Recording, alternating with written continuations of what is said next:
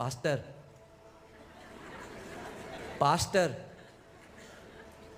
आज मसीहों की हालत इसलिए है क्योंकि वो ले हैंड को ज्यादा ऑनर की रचना परमेश्वर के वचन के द्वारा हुई। सारी सृष्टि, सब कुछ जो आप देखते हो, ये बिलियंस, करोड़ों और खरबों जो आप तारे देखते हो, जो ग्रह हैं, जो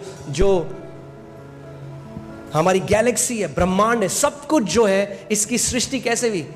परमेश्वर के वचन के द्वारा हुई। यानी जो सब्सटेंस या जो सामग्री जिसके द्वारा परमेश्वर ने सबकी रचना करी, वो उसका वचन है। वचन बिल्डिंग ब्लॉक है क्रिएशन का, उत्पत्ति का, सृष्टि का।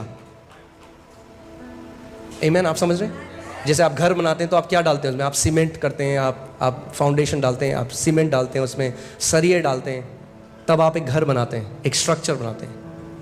तो जो सामान है, वो जो आप सीमेंट लेते हैं, परमेश्वर ने जिस सामान से सब कुछ बनाया वो उसका वचन है। आमीन। वापस आते हैं उस दृष्टांत में।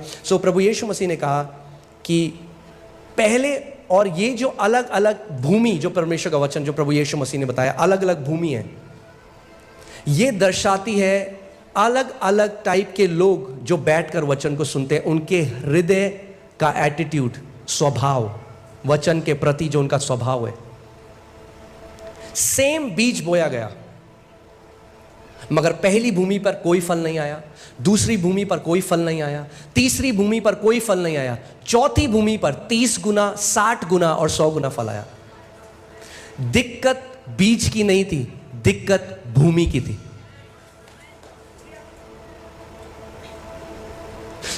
पहला टाइप का बीज जो है वो सड़क के किनारे गिरा, और मुझे कभी समझ में नहीं आया था ये। तो मैंने एक दिन परमेश्वर से पूछा, मैंने कहा प्रभु ये सड़क के किनारे क्या है? सड़क के किनारे कौन बोता है कुछ? और प्रभु ने मुझसे बोला कि सड़क के किनारे तुझे क्या दिखता है? और आज भी जब मैं आ रहा था तो मैं सड़क के किनारे देख रहा था। क्या दिखता है आपको सड़क के किनारे? आपको दिखेगा कूड़ा।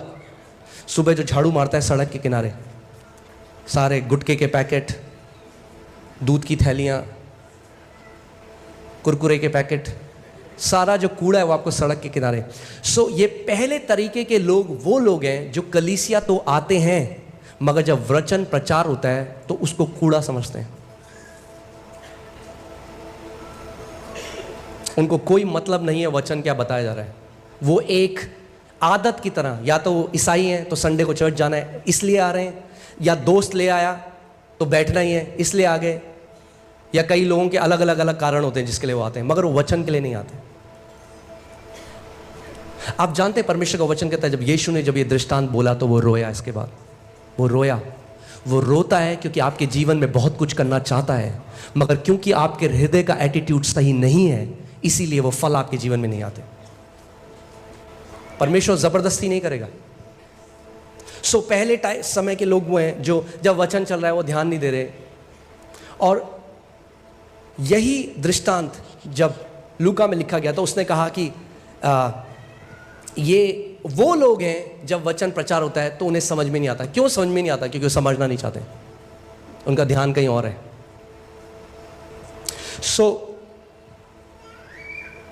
वो थाम कर नहीं रखते उसको।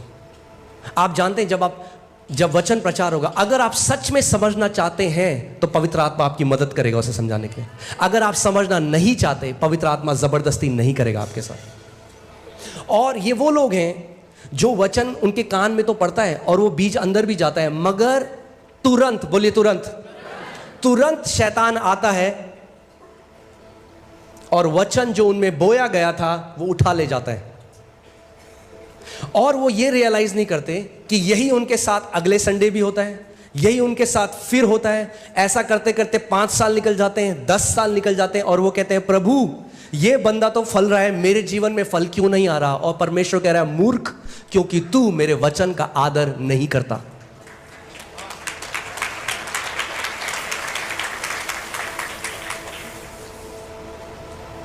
तो आज मैं आपसे पूछना चाहता हूं, आपका एटीट्यूड क्या है परमेश्वर के वचन के लिए? मैं देखता हूं कुछ लोग जल्दी भी आते हैं, आखिरी की सीट में बैठते हैं। मुझे समझ में नहीं आता कैसे। जब मैं कलीसिया जाता था, मैं सबसे आगे बैठता था, जल्दी आकर मुझे पता था आज प्रभु मेरे पास्टर के द्वारा मुझसे बात करेगा, और हर संडे प्रभु करता था, क्योंकि वो कहता है मैं तुम्हें अपने हृदय के अनुसार चरवाहे दूंगा।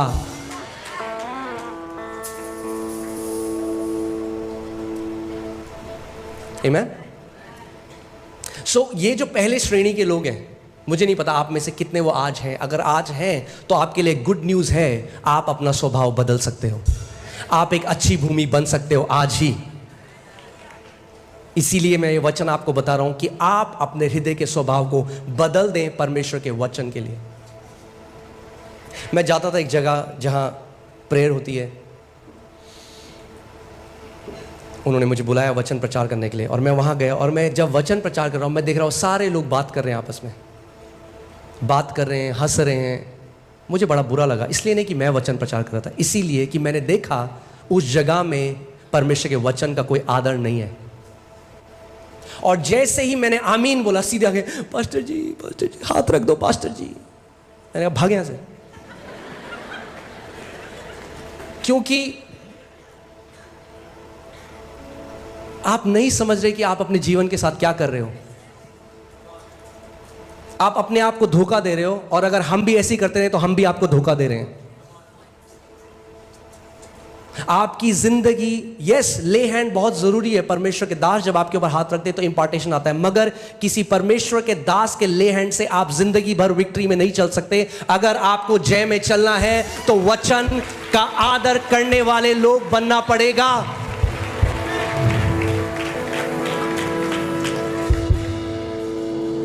उसके बाद उन्होंने बहुत मुझे इनवाइट किया, आप वापस आइए। मैंने कहा मैं नहीं आऊँगा, मैं नहीं आऊँगा। जिस जगह परमेश्वर के वचन का आदर नहीं है मैं नहीं जाऊँगा।